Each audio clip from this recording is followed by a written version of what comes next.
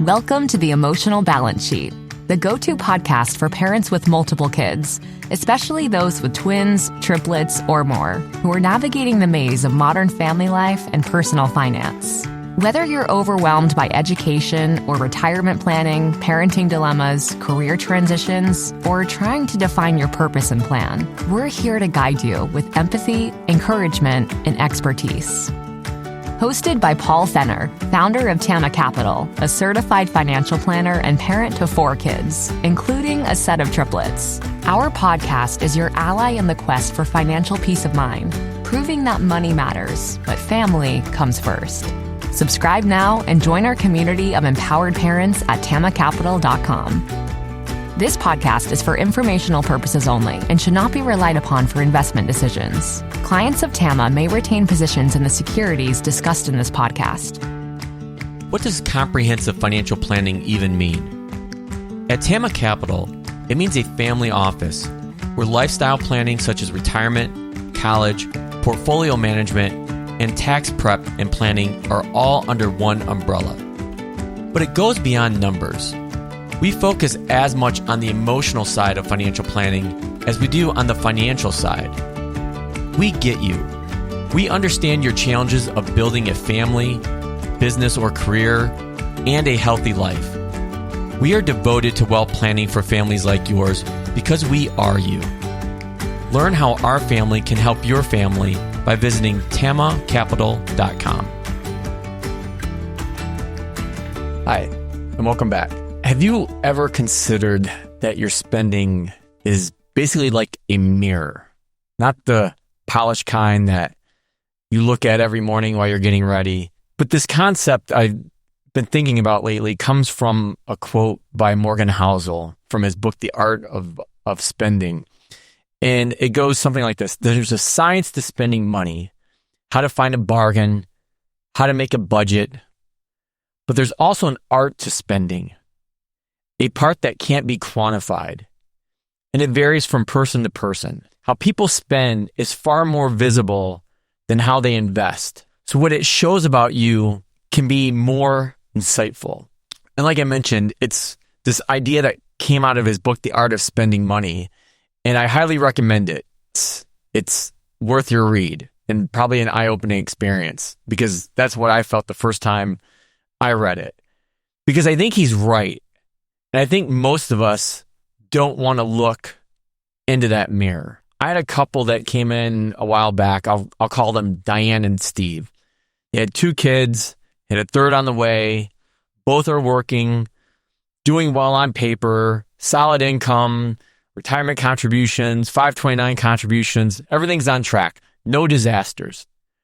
They came in, though, thinking that they needed better investment returns, that their portfolio was somehow the problem. So we pulled their spending, not to judge, but just to take a look. And what we found was really interesting.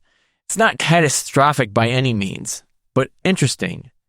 A big chunk was going to food delivery and restaurants most nights of the week, subscriptions they had forgotten about, gear for the kids' activities, upgraded for every season. It's not responsible, really. It was just automatic spending, just on autopilot. When I asked what they wanted most in life, though, they didn't say stock fridge or premium cable. They said security. And I hear this a lot from families, eventually taking a real vacation that's not at a sporting event.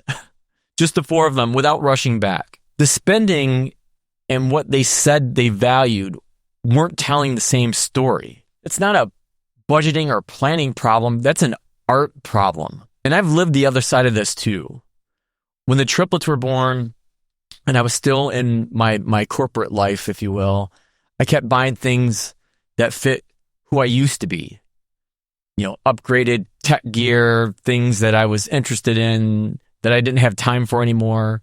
And meanwhile, Teresa and I, we were cutting corners on things that would have actually given us margin, the kind that helps when you have 3 newborn babies all at once, a mortgage, and a career that doesn't pause. Our spending was still writing an old story, one that hadn't caught up to the actual life we were living at that moment. And I think that most financial advice goes after the science. Planning this, automating that, finding the better rate. And that matters. And it's real. But the science only gets you so far. The harder work is the art. And the art starts by asking, does this purchase reflect who I actually am or who I think I should be? Does it reflect a value I consciously choose or a pattern I inherited and never questioned? Because spending is almost never random. It follows something, a belief, a fear, a habit so old you stop seeing it. The family you grew up in, the neighborhood you're trying to keep pace with, the version of success you've been carrying around since before you had kids. And I see this a lot across the generations of families I work with at TAMA. Often, a client's adult kid will come in and she's handling money almost the exact same way her parents did. Same anxieties, same blind spots, same strengths. She didn't decide to do any of it. It just became part of her default. But the science of money is learnable. You can search for a planning template. You can read about index funds. But the art, the question of what your spending actually says about you, that takes more than a spreadsheet. And more than anything, it takes honesty and a high dose. And for busy parents, I'll say this, you don't have the margin to waste. Your time is finite. Your kids are home for a window that closes faster than we all know and think. If your spending is quietly working against you, say you care about that, what's worth knowing, not to feel bad about it, but just to see it clearly. So here's one thing I'd ask you to try this week. And it doesn't take long. But before your next few purchases, say like anything over $20, ask yourself one question. Does this reflect what I actually value or what I'm trying to signal? It's not about cutting back. And it's definitely not about feeling guilty.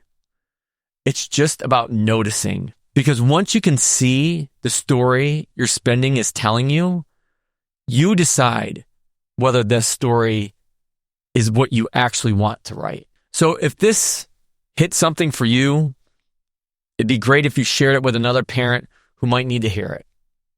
And if you want to dig in to your own numbers and figure out what that story is telling, that's exactly what we do at TAMA. You can find us on our website, tamacapital.com. Now always remember, money is a number, enough is a story. Make sure you're writing your own. Now that you've made it to the end of another great conversation, are you looking for more? If so, head over to tamacapital.com, where you will find all of our conversations. Use the search feature to find the topic or guest you would love to learn more about. Also, don't forget to make someone else's day by sharing our show. Thank you so much, and we'll see you next time.